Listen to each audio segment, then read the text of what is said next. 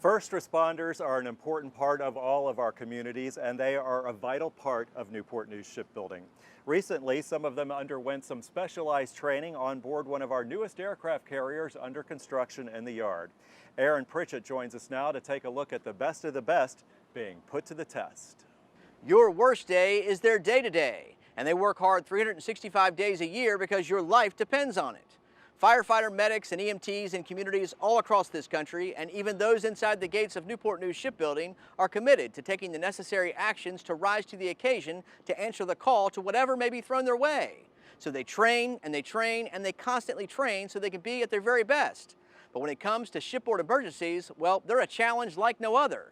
And that is why the Newport News Shipbuilding Fire Department recently conducted a very special joint training exercise with the City of Newport News Fire Department for the very first time ever on board a new construction ship. And in this case, John F. Kennedy's CVN 79, so they could put their collaborative skills and techniques to the ultimate test.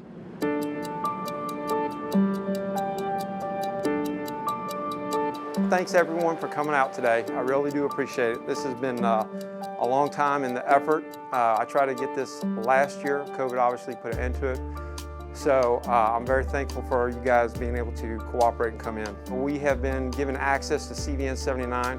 So new construction, so just so everyone is aware, we're going to be on main deck. We have to pre-stage. Real emergency, you guys aren't going to be following us in. We're already going to be on scene. So we are doing integrated mutual training between us and the municipality.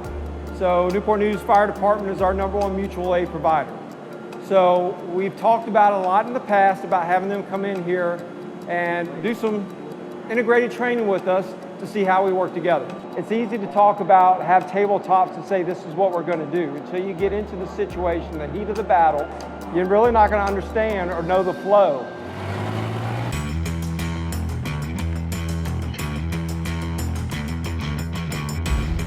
We all kind of have the same training in the sense that we know how to integrate it.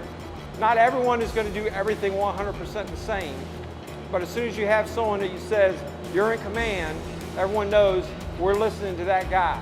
He's got our lives in his hands. He's going to give us the directions. So that's what we do. We're not very familiar with these ships. This is a new class of aircraft carrier. Now, I worked here in the 80s, so I have some ship knowledge. We just need to really know where we're going. And when they're building one of these, things change almost daily. It's familiarity with the ship systems, our systems, and how to integrate it all to solve a problem. Safety aspect, NFPA guidelines, we're required to do a safety walkthrough. And this is real life. I mean, you're going to have pipes popping out of the wall. I took every single one of the firefighters as well as the officers and walked them through the space with the lights on, clear visibility so they could see what they were working with.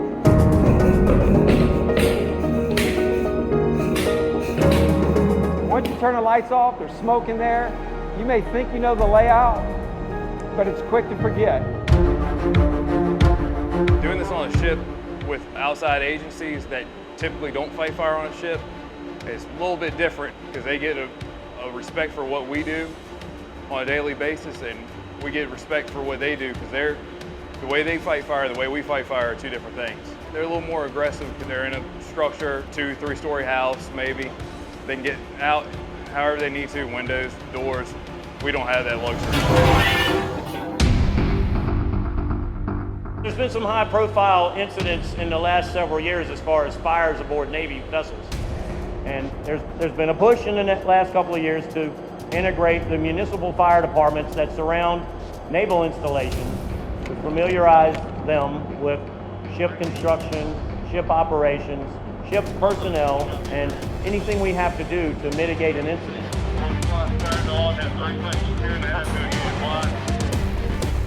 So important, because if there was a real emergency, one agency's not going to handle it. And even though we have many more people, we still couldn't come here and figure anything out. Because they have all different rules, different security, different ways of getting around, tools stashed places, different protocols for things. It's a really neat place, and it's really neat to get to work with them in a training evolution like this. And all these guys are great. Like I said, we know a lot of them, but it's nice to be able to train with them. This is as close to the real thing without it being the real thing as we can get. And we try to make it that way, so that way there is a real fire that we are best equipped to handle it. The only thing missing from this evolution is the fire, the heat, and actual water, because we're trying not to damage any progress on the ship. Visibility is really bad. We did allow them to use their TICs, which are thermal imaging cameras, which do an excellent job of being able to lay out and basically see through anything. You know, we have someone that's down, that's the number one priority for us. Number two priority becomes the fire attack. We had a simulated fire in there with the LED screen, which we used weighted hose to simulate having a pressurized line, because we're not allowed to pressurize water on the vessel. So, and the nozzles that we have, they're expensive nozzles that we got. They're laser, they hit the screen. If they hit the targets the way they're supposed to, the base of the fire, then the fire will go out on its own.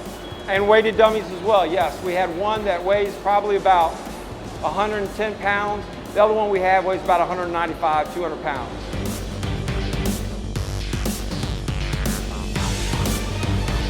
That's how we train ourselves to be fast, efficient, calm under pressure. So we get in there, do the best we can, get out, and it's super helpful to practice in a space we've never seen before. Because we always go to our training center. We know that space like I could do it in my sleep. It's a totally different job. Same idea, all the stuff they train for is different. So you just never know. You never know what could happen, and we will be worlds ahead of the people who haven't gotten to come train if we ever did make it down here. So I hope it does continue. I love being here and training with these people. And although this simulated training exercise was contained to a very small portion of the ship, it just goes to show you how big of a responsibility these firefighters have in responding to any and all situations on board a ship if one ever arises. For Focus NNS, I'm Aaron Pritchett. Back to you, Brian. All right, some hardworking people there. Great story, Aaron. Thank you so much for that.